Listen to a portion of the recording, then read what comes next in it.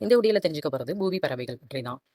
Booby பறவைகள்ல நிறைய வகைகள் இருந்தாலும் அதுல முக்கியத்துவமா வாய்ந்தவையா கருதப்படுறது வந்து நீல நிற கால்கள், அதாவது ப்ளூ கலர் கால்கள் கொண்ட பூபி பறவை, சிவப்பு கால்கள் கொண்ட பூபி பறவை, முகமடி அணிந்த பூபி பறவை என்று 3 வகை இருக்கு.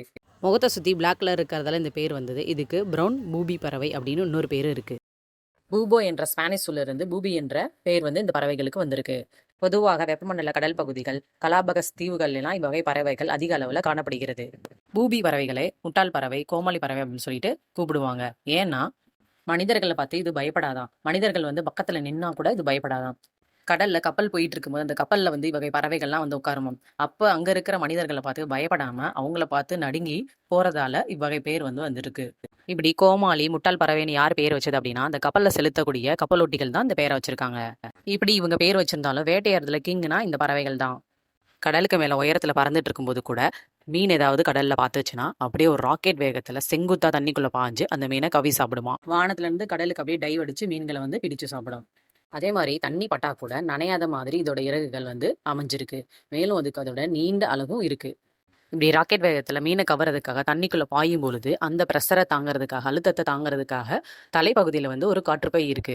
இந்த காற்றுப்பைகள் தான் பூபி பறவைக்கு ஹெல்மெட்டா செயல்பட்டு மூளையை வந்து பாதுகாக்குது. இவ்வகை பறவைகளுக்கு நாசித்தலை வந்து வெளிப்புறத்துல இருக்காது. பொதுவாக நமக்கு மற்ற பறவைகளுக்கெல்லாம் வெளிப்புறத்துல மூக்கு கீழே 2 துவாரங்கள் இருக்குல்ல, அதுதான் நாசித்துளை. அப்போ ரொம்ப வேகமா தண்ணிக்குள்ள தலையை விடும் பொழுது தண்ணி உள்ள போகாம இருக்கிறதுக்கு இது வந்து வாயின் ஓரத்துல தான் சுவாசிக்குமா. பறவைகளோட ரெக்கையை பத்தி சொல்லணும்னா ரெக்கைகள் வந்து ரொம்ப பெருசா இருக்கிறதால கடல்ல ரொம்ப தூரம் வரைக்கும் அதால பறக்க முடியும். வெள்ளை மற்றும் பழுப்பு நிறத்துல இவ்வகை இறகுகள் வந்து இருக்கும். கடலுக்கு மேல பறந்துகிட்டு இருக்கும் பொழுது அது திரும்ப நிலத்துக்கு வந்து தூங்காம கடலுக்கு மேல பறந்துட்டு இருக்கும்போது தூங்கும் ஆற்றல் கொண்டது இது. அப்புறம் இப்பறவைகள் பற்றி வினோதமா என்ன சொல்றாங்க அப்படின்னா, பொதுவா பூபி பறவைகள் கால்களை வந்து தள்ளாடி தள்ளாடி தான் நடக்கும். நீல நிற கால்கள் கொண்ட ஆண் பூபி பறவைகள் பெண் பூபி பறவைகளை செலக்ட் பண்றதுக்காக ஒரு விதமான நடனம் ஆடுமா.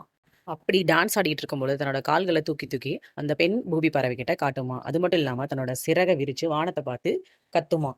அதை பார்க்குற பெண் பூபி பறவைக்கு பிடிச்சிருந்தா பதிலுக்கு அதுவும் இதே போல நடனம் ஆடுமா. டான்ஸ் ஆடி தன்னோட சம்மதத்தை சொல்லுமா.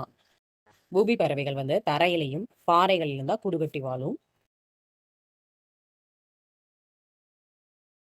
ஒரு நேரத்துல 2 அல்லது 3 முட்டைகளை வந்து இடும்.